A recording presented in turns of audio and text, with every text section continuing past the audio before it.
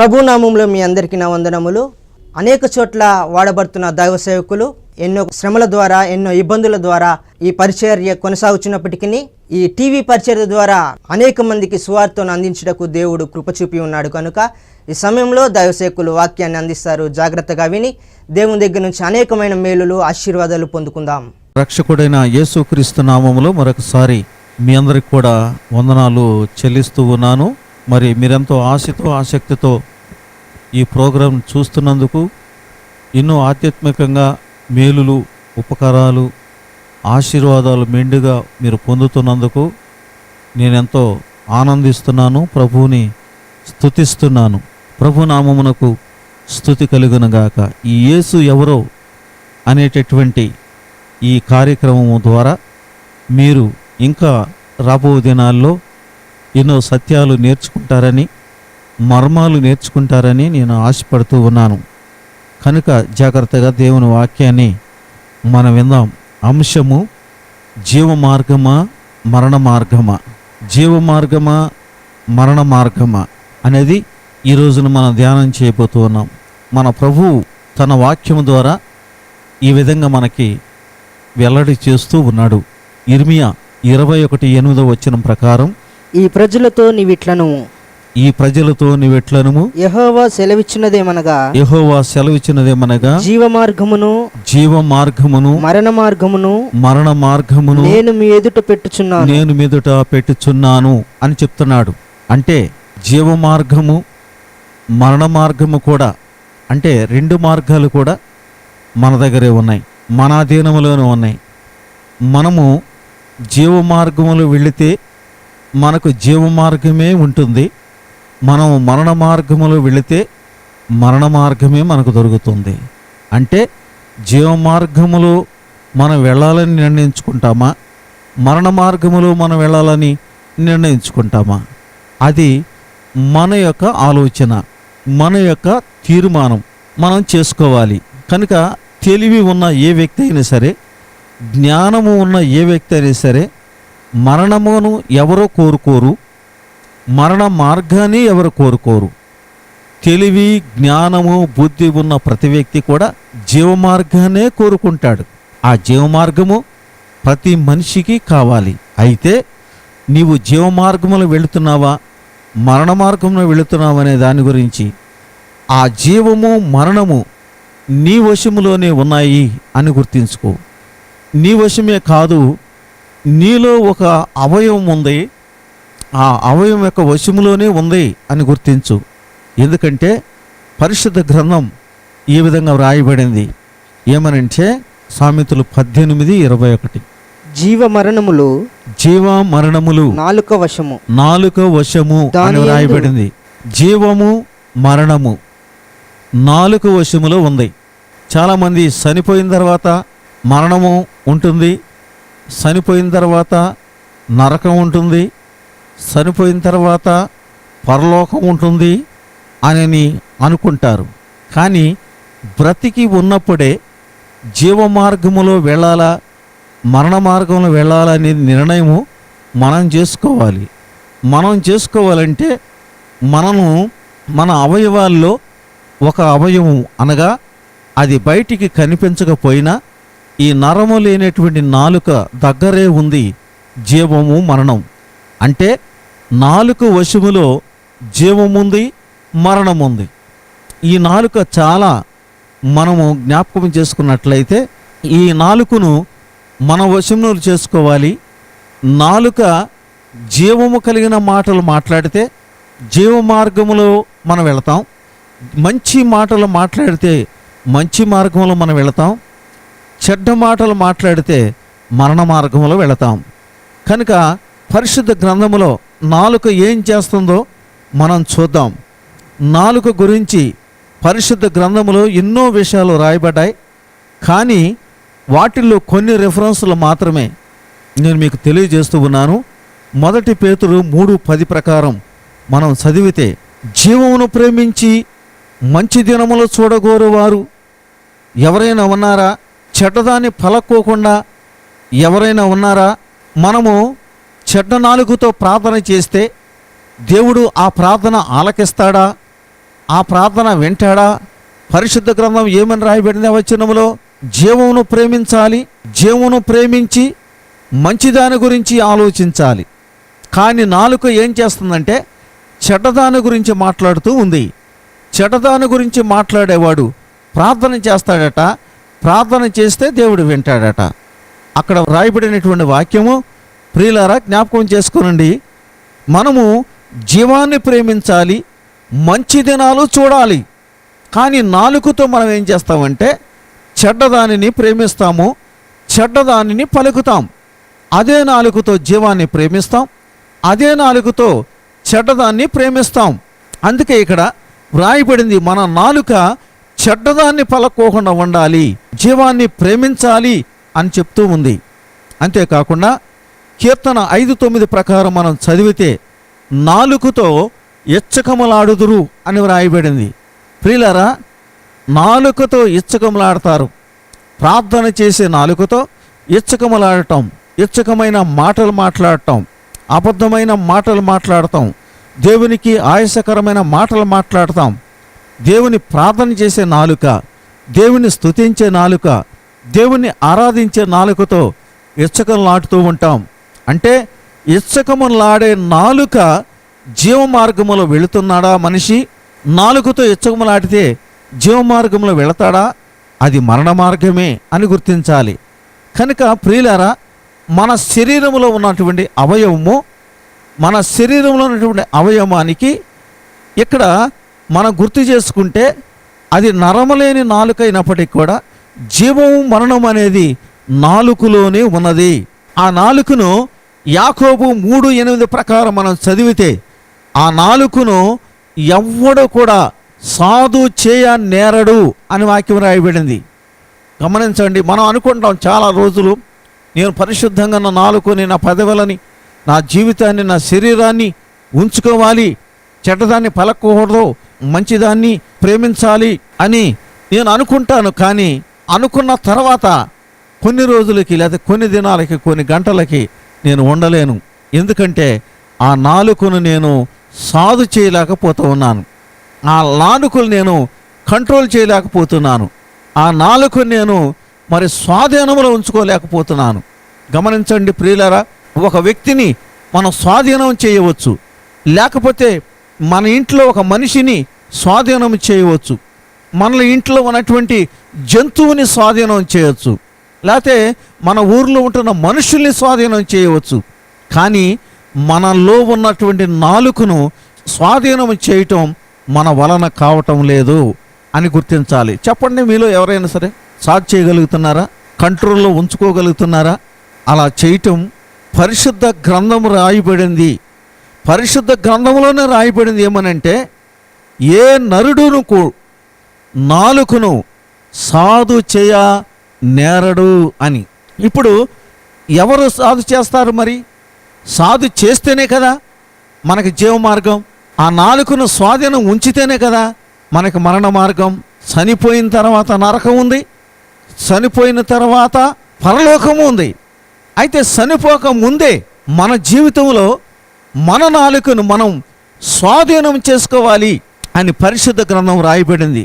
ప్రియులరా, దైవభక్తి అంటే ఏదో తాత్కాలికంగా దేవునికి మొక్కుబడి చెల్లించి రావటం కాదు, ఏదో ప్రార్థన చేసి రావటం కాదు, ఏదో దేవుని కానుకలు చెల్లించి రావటం కాదు, ఏదో ఆదివారం వచ్చింది కదా మనం ఆదివారం వెళదాము చర్చికి, దైవజనుని చెప్పే మాటలు విందాం, మరలా తిరిగి వచ్చేసి మన నాలుకతో ఏదైనా చేద్దాం, అని అనుకోవచ్చు చాలామంది.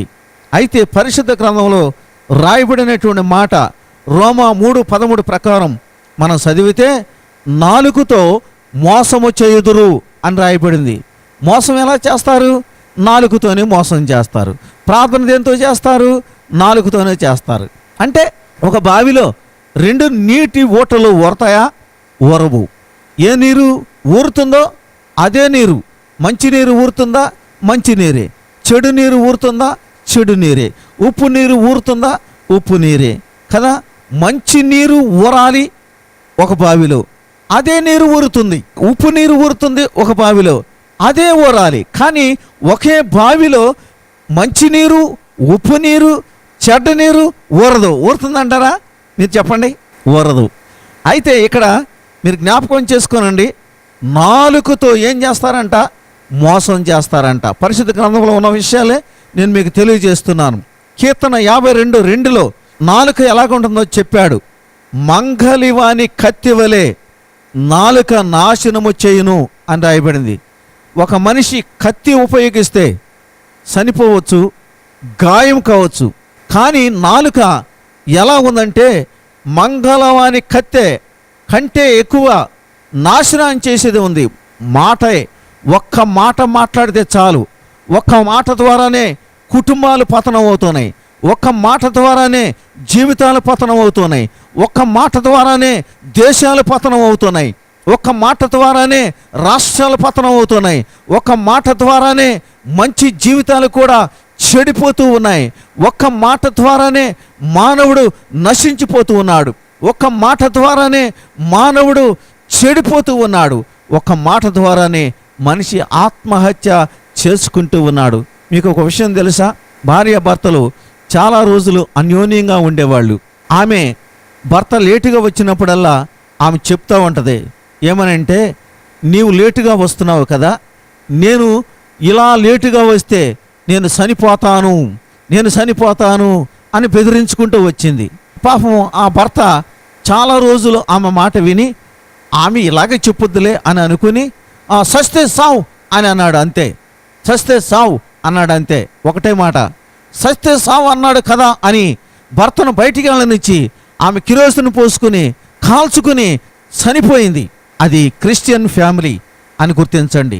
నా ప్రియమైన దేవుని బిడ్డలారా, ఒకే ఒక మాట ఆమె యవ్వన జీవితాన్ని ఆమె తన చేతులతో తానే, భర్త మాట్లాడిన ఆ ఒక్క మాట ద్వారానే తన జీవితాన్ని అంతం చేసుకుంది.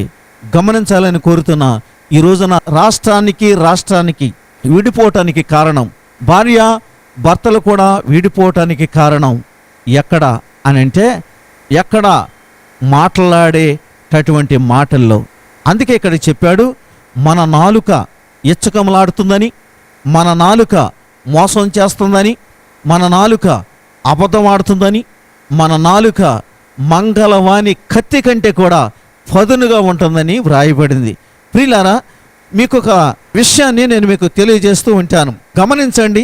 ఏంటి ఆ విషయం అంటే, ధనవంతుడు లాజరు ఉన్నారు భూమి మీద. లాజరు దేవుణ్ణి కలిగి ఉన్నాడు, విశ్వాసాన్ని కలిగి ఉన్నాడు, దేవుణ్ణి ఆరాధిస్తూ ఉన్నాడు. అతడికి దరిద్రుడైనప్పటికి కూడా, అతడు కురుపులతో నిండిన వాడైనప్పటికి కూడా, అతడు ఆహారం లేకపోయినప్పటికి కూడా దేవుని మీద విశ్వాసముతో తన జీవితాన్ని కొనసాగిస్తూ ఉన్నాడు. చనిపోయాడు. ఒక రోజున చనిపోయి అబ్రహాము కుడిపార్శ్వం మీద కూర్చొని ఉన్నాడు, నెమ్మదిగా ఉన్నాడు అని బైబిల్ రాయబడింది. అయితే ధనవంతుడు కూడా చనిపోయాడు. ఈ విషయం మీ అందరికీ కూడా బాగా తెలుసు. అనేక చోట్ల అనేక దైవ జనుల ద్వారా ఈ వాక్యాన్ని మీరు విని ఉండవచ్చు, బైబిల్ చదివి కూడా ఉండవచ్చు. అయితే ధనవంతుడు కూడా చనిపోయాడు. ధనవంతుడు చనిపోయిన తర్వాత అగ్నిలో కాలుతూ ఉన్నాడు.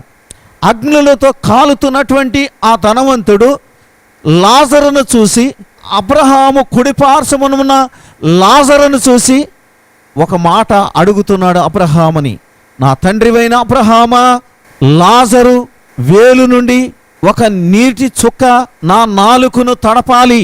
ఇక్కడ నేను అగ్నిలో కాలిపోతున్నాను, నా దాహము తీరాలి కనుక దయచేసి ఈ అగ్నిలో నేను ఉండలేకపోతున్నాను, చాలా యాతన పడుతున్నాను, నాకు నెమ్మది లేదు, నాకు సుఖము లేదు, నాకు శాంతి లేదు, నేను చాలా వేదన పడుతూ ఉన్నాను. దయచేసి నీ కుమారుడైన లాజరు ద్వారా, లాజరుకున్నటువంటి చిటికిన ఏలు ద్వారా నీటి చుక్క నా నాలుకను తడపాలి అని కోరాడు. ప్రియులారా, మీ అందరికీ కూడా తెలుసు, నీటి చుక్క నాలుకను తడుపుతుందా? నీటి చుక్క దాహాన్ని తీరుస్తుందా? గమనించవలసినటువంటి విషయం, నాలుక మీద నీటి చుక్క పడితే మరి ఒళ్ళంతా ఏమవుతుంది? ఒళ్ళంతా కాలటం లేదా? నాలుక ఒక్కటే కాలుతుందా? గమనించవలసినటువంటి విషయం, నాలుక కాలుతుంది, ఒళ్ళంతా కాలుతుంది. అయితే నాలుక మీదే ఎందుకు ఆ యొక్క నీటి చుక్కను కోరాడు అని మనం చూడాలి. ప్రియులారా, ఎందుకు అని అంటే, భూమి మీద ఉన్నప్పుడు తన నాలుకతో ఏ రోజునైనా దేవుని స్తుతించాడా? ఏ రోజునైనా దేవుని ఆరాధించాడా? ఏ రోజునైనా మంచి మాటలు పలికాడా? ఆ నాలుకతో ఏ రోజునైనా సరే ఎచ్చకమలాడకుండా ఉన్నాడా? ఏ రోజునైనా సరే ఆ నాలుకతో మోసం చేయకుండా ఉన్నాడా? అతని జీవితం అంతా కూడా దేవుడు లేకుండా నాలుకతో పాపము చేస్తున్నాడు, నాలుకతో మరణాన్ని కన్నాడు, నాలుకతో అతడు ఏ రోజున కూడా మంచి మాటలు, జీవాన్ని ప్రేమించి మంచి మాటలు అతడు పలకలేదు. అతడు బ్రతుకు దినాలన్నీ కూడా తిను తాగు సుఖించు అని లోకములోనే పడిపోయి లోక ఆనందాన్ని, శరీర ఆనందాన్ని, శరీర కోరికలు తీర్చుకుంటూ జీవించాడు. ధనాన్ని ప్రేమించాడు, ధనం మీద హృదయం కలిగి ఉన్నాడు, ధనమే దైవం అనుకున్నాడు, లోకమే దైవం అనుకున్నాడు, ఇదే శాశ్వతమైన జీవం అనుకున్నాడు, దీనికంటే మంచి జీవితం లేదనుకున్నాడు, ఇదే మంచి జీవితం అని కోరుకున్నాడు. కానీ ప్రియులారా, ఇక్కడ గమనించవలసిన విషయం, నాలుకతో ఏ ఒక్క రోజున కూడా అతడు దేవుణ్ణి ఒప్పుకోలేదు. ఎందుకో తెలుసా? పరిశుద్ధ గ్రంథం రాయబడింది. ప్రియులారా, పరిశుద్ధ గ్రంథంలో ఏమని రాయబడిందో తెలుసా? యాకోబు 3:6లో నాలుక అగ్నియే అని రాయబడింది. నాలుక అగ్ని అంట. ఆ అగ్ని వంటి నాలుకను తడపటానికి నీటి చుక్క కావాలంట. ఏంటి అంటే నీటి చుక్క అని అంటే దేవుని యొక్క వాక్యం, దేవుని యొక్క ఆత్మ, దేవుని యొక్క అభిషేకం ఆ నాలుక కావాలని కోరుకున్నాడు. ప్రియులారా, రోమా పత్రిక 10వ అధ్యాయం 10వ వచనంలో ఈ విధంగా రాయబడింది, నీవు ఏ రోజునైనా సరే పరిశుద్ధమైనటువంటి దేవుణ్ణి నీ నాలుకతో యేసు ప్రభు అని ఒప్పుకోవాలి అని రాయబడింది. నీ నాలుకతో ప్రతి మనిషి కూడా యేసు క్రీస్తుని ప్రభు అని ఒప్పుకుంటే నీవు జీవ మార్గంలో వెళతావు. ఆ విధంగానే 10వ అధ్యాయము 13వ వచనంలో రాయబడింది, నీ నాలుకతో యేసు క్రీస్తును ఒప్పుకొని ప్రార్థన చేస్తే నువ్వు రక్షింపబడతావు అని వాక్యం రాయబడింది. నా ప్రియమైన దేవుని బిడ్డలారా, అలాగే కీర్తన 71:24లో ఈ విధంగా రాయబడింది, దావీదు అంటున్నాడు, నా నాలుక దినమెల్లా నీ నీతిని వర్ణించును అని అంటున్నాడు. అలాగే 37వ కీర్తన 20వ వచనంలో అంటున్నాడు, నీతిమంతుని నాలుక న్యాయమును ప్రకటిస్తుంది అని చెప్తున్నాడు. ప్రియులారా, మానవుడు జీవించినంత కాలం యేసు క్రీస్తు దేవుడని ఒప్పుకోవాలి. నెంబర్ 1. నెంబర్ 2, యేసు క్రీస్తు నామములో నేను పాపిని ప్రభువా అని ఒప్పుకొని దేవుని సన్నిధిలో ప్రార్థన చేస్తే రక్షణ దొరుకుతుంది, నీకు విమోచన దొరుకుతుంది, నీకు నిత్య మార్గము దొరుకుతుంది. అలాగే మన నాలుకతో దినమెల్లా దేవుని స్తుతించాలి. అలాగే మన నాలుకతో దినమెల్లా ప్రభు యొక్క వాక్యాన్ని, ప్రభు యొక్క న్యాయాన్ని, ప్రభు యొక్క చేసిన గొప్ప కార్యాలని లోకానికి ప్రకటించాలి. ఎవరైతే ఆ పని చేయగలరో వారు నరకము నుండి తప్పించబడతారు, వారు జీవ మార్గములో నడుస్తారు, మరణ మార్గం నుంచి తప్పించబడతారు. ప్రియులారా, జ్ఞాపకం చేసుకుంటున్నారా మీరు? నాలుకలోనే జీవం ఉంది, నాలుకలోనే మరణం ఉంది. ఈ రోజున ఎంతోమంది వాక్యం వింటున్నారు, కానీ నాలుకతో యేసు ప్రభుని ఒప్పుకోవట్లే, నాలుకతో యేసు ప్రభుని స్తుతించట్లే, నాలుకతో కొండెములాడుతూ ఉన్నారు, అబద్ధములాడుతున్నారు, మోసములాడుతూ ఉన్నారు. ప్రియ క్రైస్తవ జనాంగమా, వినవలసినటువంటి సందేశం, ఈ వాక్యం వింటున్నటువంటి జనాంగమా, నీకు మరణ మార్గమా నిత్య మార్గమా ఈ లోకములో నేను తీర్మానం చేసుకోవాలి. ఆ చనిపోయిన తర్వాత ఎవరు చూస్తారు నువ్వు అనుకోవద్దు. ఈ భూమి మీదే నీకు సిద్ధపరచబడి ఉంది, ఈ భూమి మీదే నువ్వు సిద్ధపడాలి. ఈ భూమి మీద నువ్వు సిద్ధపడినప్పుడే నీవు నిత్య మార్గానికి వెళతావు, పరలోకమునికి వెళతావు, నరకము నుంచి తప్పించబడతావు. ఆ ధనవంతుడు ఎట్టి పరిస్థితులు కూడా తప్పించబడలేకపోయాడు. దేవునికి స్తోత్రం. ఈ వాక్యం విన్నటువంటి మీరందరూ కూడా తలలు వంచి ప్రార్థన చేసినట్లయితే ప్రభు మిమ్మల్ని దీవించాలని కోరుకుందాం. ప్రభు మిమ్మల్ని ఆశీర్వదించాలని కోరుకుందాం. ప్రభు యొక్క గొప్ప కార్యము మీ జీవితంలో జరిగించాలి. ఈ రోజున మీరు తలవలంచండి, ప్రార్థన చేద్దాం. అందరూ కూడా కళ్ళు మూసుకోండి, ప్రార్థన చేద్దాం. మీరు నిజంగా ఈ వాక్యానికి మీకు ఇష్టపడినట్లయితే, మీరు మారు మనసు పొందినట్లయితే, ప్రభువా నిజమే, నా నాలుకతోనే నేను కొండిమలాడుతున్నాను, నేను ఈరోజే నేను క్షమాపణ కోరుకుంటున్నాను ప్రభువా, నీ న్యాయాన్ని ప్రకటిస్తాను, నీ నామాన్ని ఒప్పుకుంటాను ప్రభువా, నీ నామాన్ని స్తుతిస్తాను ప్రభువా, నీ నామాన్ని ప్రభువా ఆరాధిస్తాను ప్రభువా. నాలుకతో జీవము నా నాలుకలోనే ఉండాలి, మరణము నా నాలుకలో ఉండవద్దు ప్రభువా అని మనం ప్రార్థన చేసుకుందాం. మీరు నిజంగా దేవుని వాక్యం ఉన్నట్లయితే మీరు నిజంగా పశ్చాత్తాపపడండి. మీ కొరకు మేము ప్రార్థన చేస్తూ ఉంటాం.